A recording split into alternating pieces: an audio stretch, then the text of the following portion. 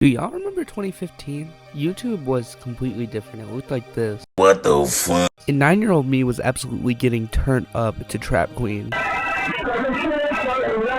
that makes me feel so old. But let's set the scene. 9-year-old Lumi was watching YouTube on his literally prehistoric Android tablet when a new video popped up from Markiplier. Apparently the scariest game in years. I was excited. I clicked on it, and now 8 years later, this game franchise has changed my life. My name is Lumi, and today we're going to dive into why this game is a monumental moment in time for kids and grown-ups alike. Enjoy. Put in the words of Scott Cawthon, the creator of Five Nights at Freddy's, the first game was kind of a perfect storm of ingredients. And if you don't know what FNAF is, why are you here? Five Nights at Freddy's is an indie horror game where you sit in an office, look at cameras, and try not to die. Early Chuck E. Cheese type animatronics are walking down hallways, coming to literally stuff you inside of a suit and murder you. Now, I'm not going to get into the theories, because that goes too deep and I'm not making a 1-hour video, but that's the basic information that you need to know. But there are multiple factors and reasons that I think Five Nights at Freddy's, at least the first game, is a masterpiece.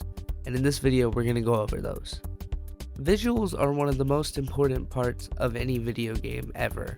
And the visuals of the first Five Nights at Freddy's were just something different. Now you have your stereotypical tropes of dark room, spooky hallway, but the antique vibe that was just present throughout the entire game really hit a nostalgia spot for a lot of people, including people who weren't living in the generation it was inspired from. If you had ever went to Chuck E. Cheese, it hit a certain spot, okay? And speaking of Chuck E. Cheese, the animatronics were just fucking scary at that time. And I don't know if it was just because I was younger, but like, the games really scared me back then. And I think that has to do with the uncanny valley effect, which is basically like between looking human and not human, and our brain kind of doesn't know how to perceive it. I just feel like the visual style of the animatronics, the office, the antique energy that comes from the game, just they all hit a spot in my brain, and I don't know if it's nostalgia talking, but like it really did. Next, I mean, if you want a good game, you need to have characters, right? And this game has a plethora of characters. You have Freddy, the main animatronic, the bear, Bonnie, the bunny animatronic, which, and when I was a kid, that was my favorite. Chica, the chicken animatronic, which always freaked me out. I didn't like how she looked. She creeped me the fuck out. And Foxy, the fox animatronic. Well, I mean, that's obvious. Which seemed to be the fan favorite back then. And like most stereotypical animatronics, they were very personable. And because of the story, which is in the next section, we almost felt for these characters. Especially the only other human we know of in this universe so far. The very creatively named phone guy is the guy you hear on the phone.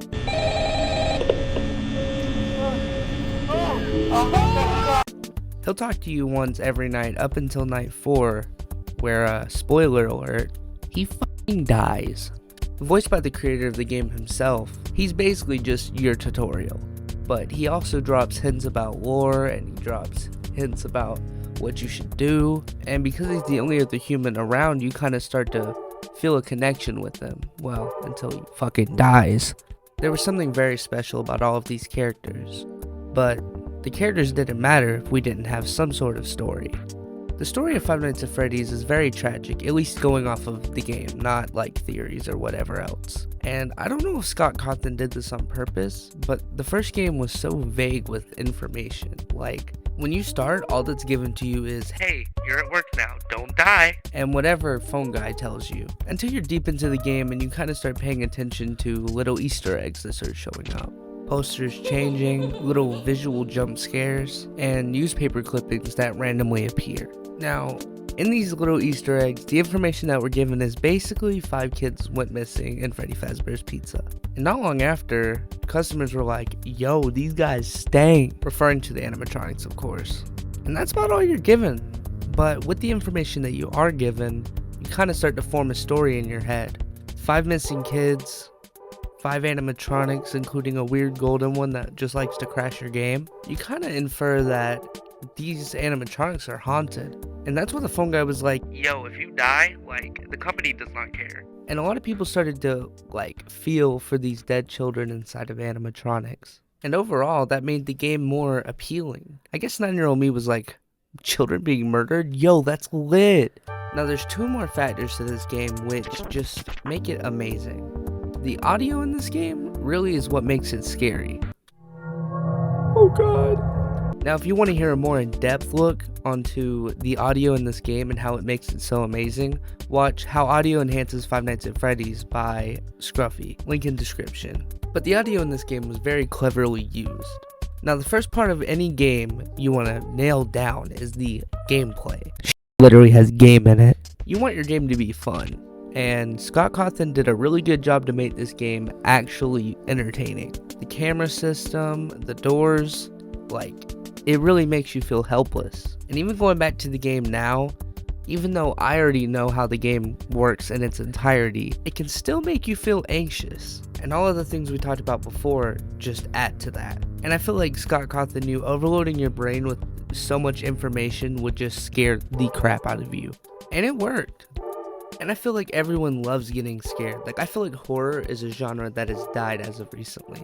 The only thing I really feel that has hit that horror quota in my brain is like the Mandela Catalog, which I find actually really scary, and like some of the clips from the videos and some fan-made things genuinely freak me out. But I feel like Five Nights at Freddy's was just a masterpiece. From all these different things I've told you today, I feel like Five Nights at Freddy's just stood out as its own thing, and there has never been and never will be a game like that game.